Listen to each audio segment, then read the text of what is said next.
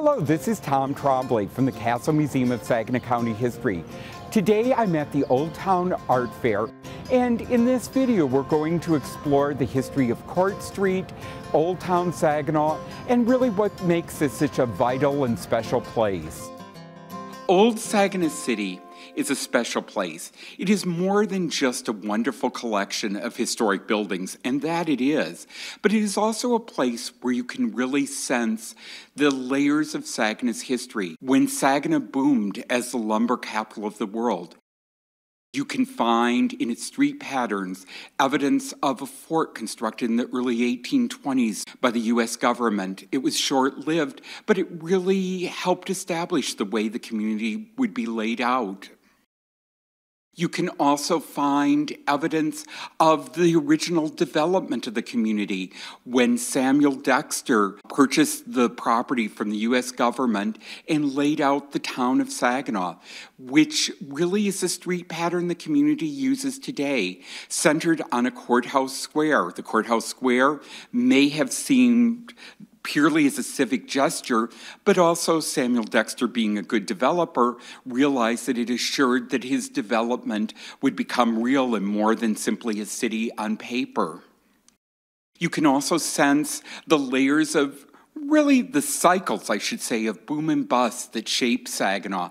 After Samuel Dexter stepped out of the scene and sold his holdings in Saginaw, other developers came in and laid out a grander scheme for the community, and this one would be short-lived because there was a Great Depression, and the developers, even though this plan shows it extending to the east side of the river, this is simply an expansion, much of it on paper.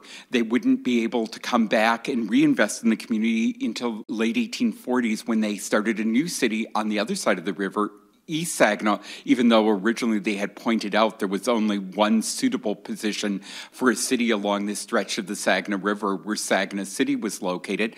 That's because that was high land, and in an area that was shaped by marshes and swamps, that was an important consideration. You can also sense, even though the original buildings that are in this 1855 views haven't survived, a couple have actually, you can really sense the street pattern that still exists today. And you can sense its growth around the time of the Civil War when Saginaw became a great lumbering center. And when it became an even greater lumbering center in 1885. And just a few years before Saginaw City on the west bank of the river would merge with East Saginaw in 1890 to form the modern city of Saginaw. And if we look at this aerial view, which is fairly recent, we can see that really that original courthouse square is still very evident today. And it's the same land that was set out for a courthouse square in this 1830s plan. There had been a temporary building on the site, but in the late 1830s, about 1838, construction was started on a permanent courthouse, carefully concealed by a tree in this photograph. And here we can see it with the tree to the side. It was a fairly ambitious building, one actually so ambitious that it took them almost 15 years to complete, and would serve the community for about 2 generations until a new courthouse was constructed in 1884 and completed a couple years later. This building was still, however, located in that original courthouse square, and this is a view towards the growing business district from the courthouse square taken in the early 20th century. Along with the courthouse site, Samuel Dexter had given property for what is known as the town commons, or is today called Orchard Park. In this photograph, there's a bandstand on the site. And this is just an early 20th century view of the courthouse, really kind of capturing how it does sit right in the center of the community. And one that also suggests, as the county and the area grew in the 20th century, that it became too small. In the mid-1920s, the building was more than doubled in size. But it continued to function even though the additions were being added. And here's the almost completed additions. Here's the building in the 1960s. And it served the community until the late 1960s when construction started on a new courthouse immediately behind the building, immediately to the west of the 1884 courthouse. And this shows the 1884 courthouse, and if you look behind it, you can see the 1970s courthouse. And here is the 1884 courthouse being demolished. And this shows the 1972, it was completed in 1972, courthouse just taken a few months ago.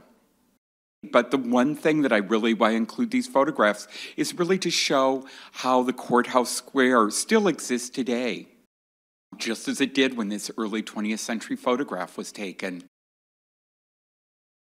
Of course, the courthouse was the center of the community on the west side, and you can see how the community grew up around it, and you can see how really the buildings surrounded the courthouse square.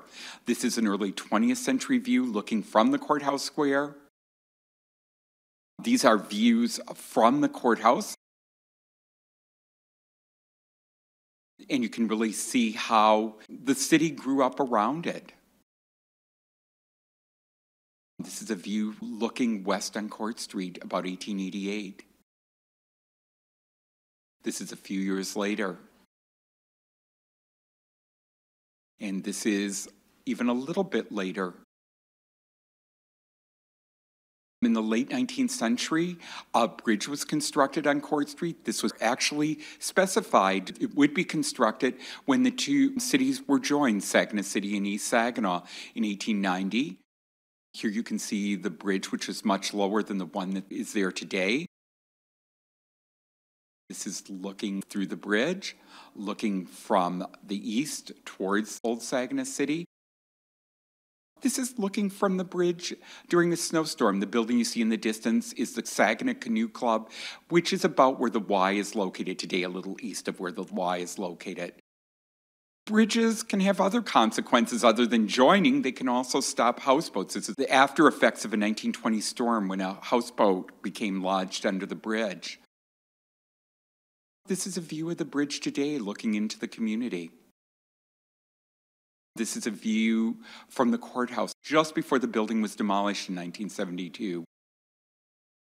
In the late 1970s, the character and individual buildings were recognized by inclusion in the National Register of Historic Places and also by the creation of a locally designated historic district. Extensive planning was done at the time to help preserve the character of the community. Of course, unforeseen things can happen. This is the early 1990s fire, which destroyed the Fordney Hotel. This photograph shows how the community really recovered from that devastating loss and continues to evolve and respect both its heritage, but also look towards the future by incorporating the past, not just looking at the past.